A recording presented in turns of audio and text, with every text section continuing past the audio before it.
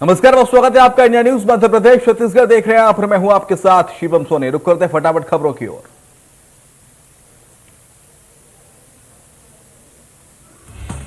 उत्तर प्रदेश में पहले चरणकरण शुरू हो गया है। पहले चरण में 11 जिलों के 58 सीटों पर चुनाव हो रहे हैं, जिसमें 623 प्रत्याशियों के भाग्य का फैसला होगा।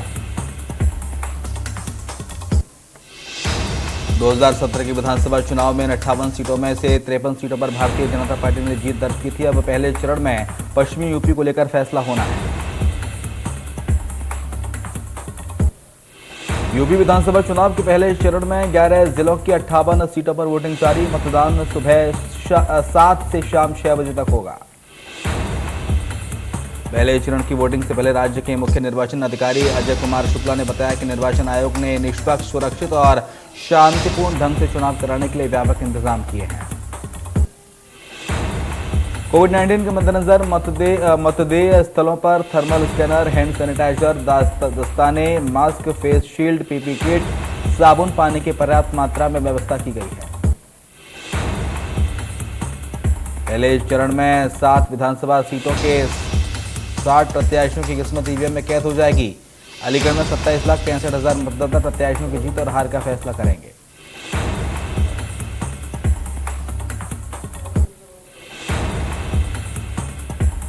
पहले चरण में केंद्रीय सुरक्षा बलों की 796 कंपनियां तैनात की गई हैं। 724 कंपनियों की बूथ पर ड्यूटी लगी है।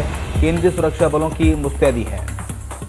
वहीं 15 कंपनियां स्ट्रांग रूम सिक्योरिटी और 5 कंपनियां ईवीएम सिक्योरिटी के लिए हैं। 66 कंपनियों को लॉ एंड ऑर्डर के लिए रखा गया है। 15 कंपनियां स्ट्रांग रूम सिक्योरिटी के लिए तैनात। यूपी पुलिस की पीएससी की 27 कंपनियां पहले चरण में तैनात हैं। पुलिस के 9,464 इंस्पेक्टर और एसआई रैंक अधिकारियों को पहले चरण के चुनाव की ड्यूटी में लगाया गया है।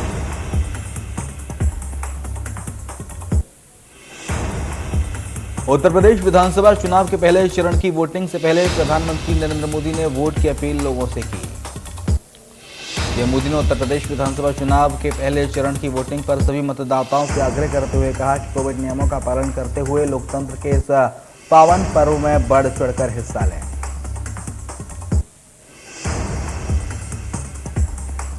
कांग्रेस नेता राहुल गांधी ने ट्वीट कर लिखा, देश को हर डर से आजाद करो, बाहर आओ और वोट करो।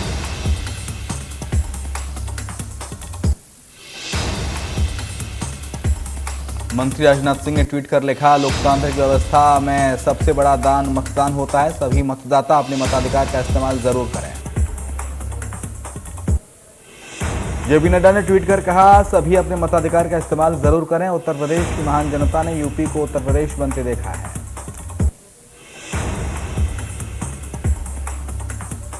यूपी इलेक्शन में अमित शाह ने की मतदाताओं को मतदान में बढ़ चढ़कर हिस्सा लेने की अपील। शाह ने ट्वीट कर कही ये बात।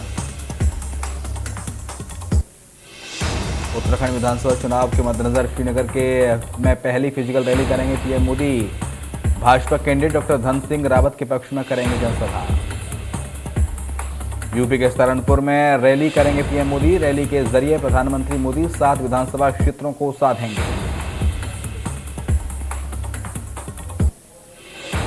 यूपी के 11 जिलों के 58 सीटों पर मतदान जारी। राहुल बोले, देश को हर डर से आजाद करो, बाहर आओ, वोट करो।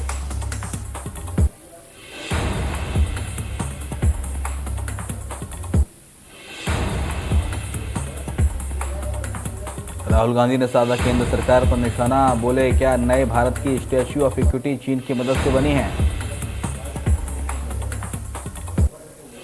मुस्लिम समाज ने किया हिजाब का विरोध, समर्थन में उतरी कांग्रेस। बोले, धर्म बांटने लगी बीजेपी। अगर स्कूलों में ड्रेस कोड बदला जाएगा तो मुस्लिम समुदाय करेगा प्रदेश में आंदोलन। गृहमंत्री अमित शाह 11 फरवरी को हल्द्वानी जाएंगे। दोपहर 1 बजे हल्द्वानी रामलीला मैदान में चुनावी सभा को संबोधित करेंगे। पार्टी संगठन ने शुरू की तैयारियां।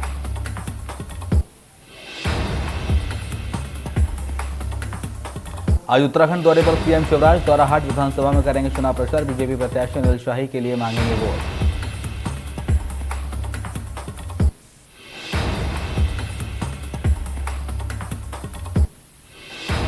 शिवराज ने उत्तर प्रदेश के मतदाताओं से कि वोट अपना वोट दोनों की करी अपील। सीएम शिवराज ने ट्वीट कर की अपील।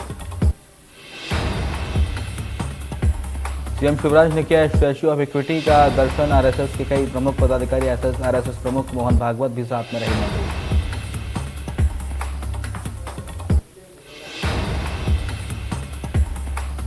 भोपाल में कांग्रेस का घर चलो अभियान जारी। 15 मार्च तक बढ़ी अभियान की तारीख। पहले 1 से 28 फरवरी तक तय की गई थी तारीख।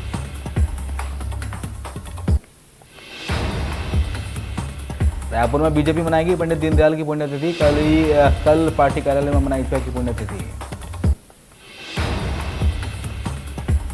भोपाल में जिले में बदला मौसम का मिजाज। 24 किलोमीटर की रफ्तार से चली ठंडी हवाएं। भोपाल समेत कई जिलों में तापमान में आई गिरावट।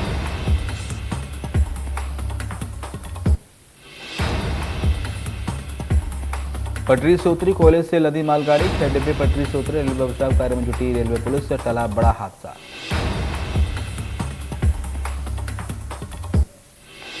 जबलपुर में धीमा पड़ रहा है वैक्सीनेशन का अभियान। कोवैक्सीन की सप्लाई में आई कमी। 15 से 17 साल की कैटेगरी में मात्र 83% लोगों को लगी पहली डोज। जबलपुर में पीएम आवास योजना के नाम पर लापरवाही भारी पड़ी। नगर निगम आयुक्त ने 9 निगम कर्मचारी और अधिकारियों को काटा वेतन। बीते 4 महीनों से पीएम आवास योजना में प्रगति रही धीमी।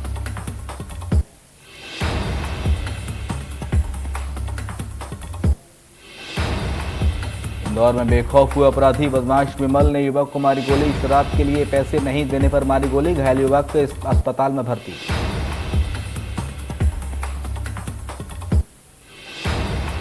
दतिया में गृह मंत्री नरोत्तम मिश्रा ने गरीब परिवार को मदद की। बेटी की शादी में की मदद। विवेक मिश्रा के जरिए भेजा सामान। इंदौर में गैस प्रोजेक्ट का मैनेजर रिश्वत लेते हुए गिरफ्तार। फरियादी की शिकायत पर हुई कार्रवाई। पाइपलाइन बिछाने के नाम पर मांगी थी रिश्वत। दुर्ग में कार की ठोकर से एसटीएफ जवान की हुई मौत। निर्माणाधीन मकान देखकर लौट रहा था जवान ने घटनास्थल पर ही दम तोड़ दिया।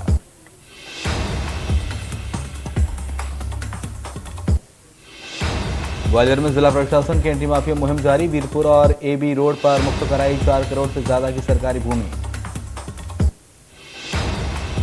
सरकारी जमीन पर अवैध कब्जा कर एक कार गैरेज का हो रहा था संचालन। दूसरी जगह मकान बनाकर बाउंड्री वॉल का निर्माण कर सरकारी जमीन पर किया जा रहा था अवैध कब्जा।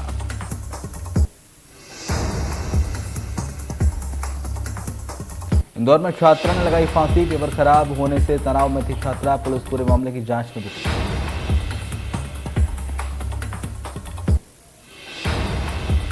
रायसेन में डेली वेजेस कर्मचारी को लगा करंट लगकर नीचे गिरने से कर्मचारी की मौत हुई।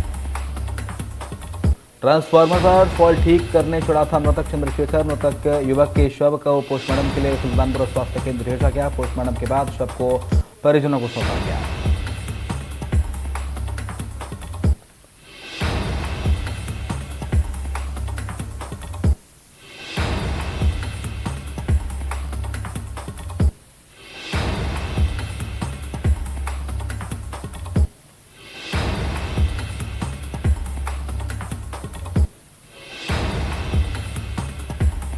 बाजार में सीएम के निर्देश के बाद एक्शन में आई पुलिस। चिटफंड कंपनी का डायरेक्टर को नोएडा से गिरफ्तार किया। 300 लोगों से ठगी कर चुका था आरोपी।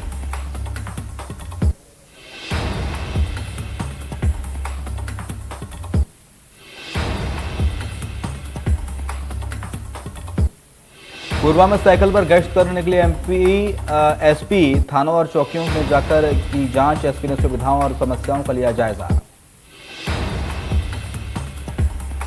दुर्ग में रफ्तार का कहर। कार ने एसटीएफ जवान को कुचला। मौके पर ही हुई जवान की मौत।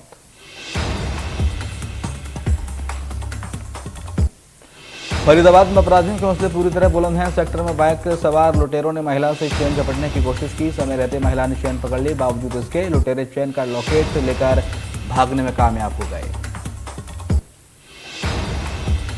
दरअसल दिल्ली की रहने वाली महिला अपनी बेटी के पास मिलने गई थी। बच्चे को चॉकलेट दिलाने के लिए मार्केट की तरफ निकली थी। तभी मोड़ पर 2 बाइक सवार चेन स्नैचर वहां पहुंचे और महिला की चेन खींचने की कोशिश की।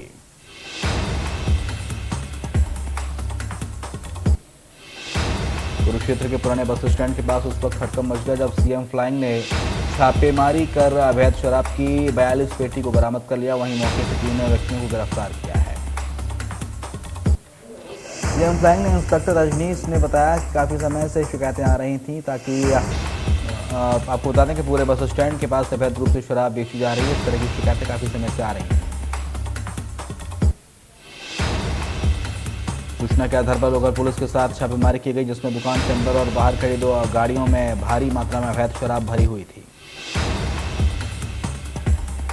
इस इलाके में लाइसेंस या बिना लाइसेंस के शराब बेचना गैर कानूनी है, इसलिए 42 पेटी अवैध शराब बरामद कर ली गई है और मौके पर 3 व्यक्तियों को गिरफ्तार भी किया गया है। इंदौर की 11वीं कक्षा की छात्रा ने यूट्यूब पर सर्च किया था आत्महत्या का आसान तरीका, फिर फांसी लगाकर दी जान। पेपर बिगड़ने की वजह से दी जान।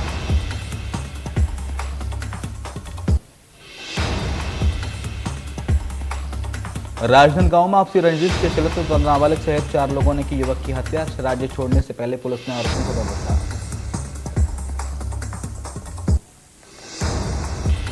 तमिलनाडु में बीजेपी ऑफिस पर हुआ हमला। रात करीब 1 बजे एक शख्स ने पेट्रोल पर फेंका बम।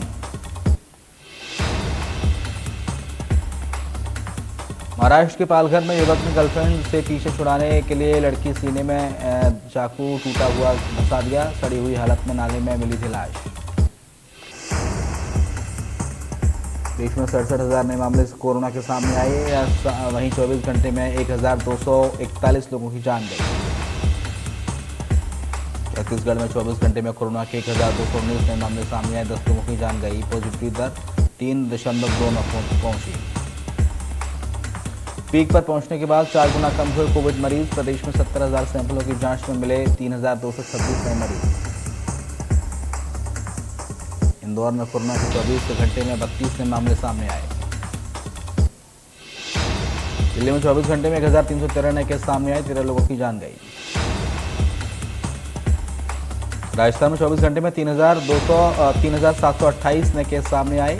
7,117 लोग ठीक हुए। कर्नाटक में 24 घंटे में 5,339 नए मामले सामने आए। 16,749 लोग ठीक हुए और 48 लोगों की जान गई। केरल में 24 घंटे के अंदर कोरोना के 23,253 नए मामले सामने आए। 47,882 रिकवर हुए। 29 लोगों की जान गई।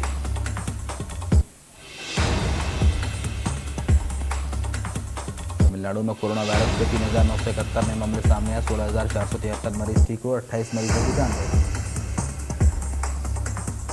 असम में कोरोना के 24 घंटे में 315 नए मामले सामने आए। 1,539 लोग डिस्चार्ज हुए और 6 लोगों की जान गई।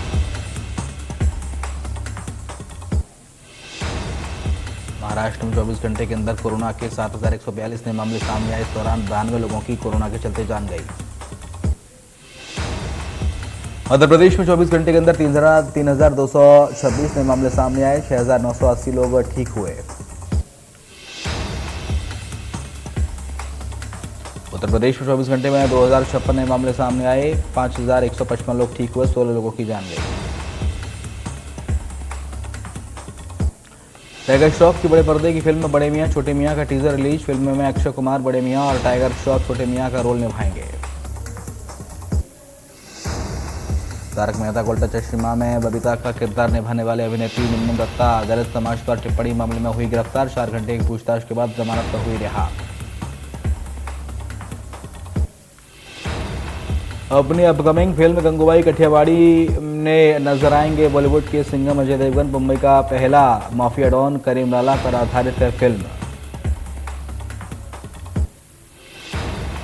दीपिका पादुकोण की फिल्म गहराइयां 11 फरवरी को OTT पर होगी रिलीज। फिल्म के प्रमोशन में जुटी दीपिका।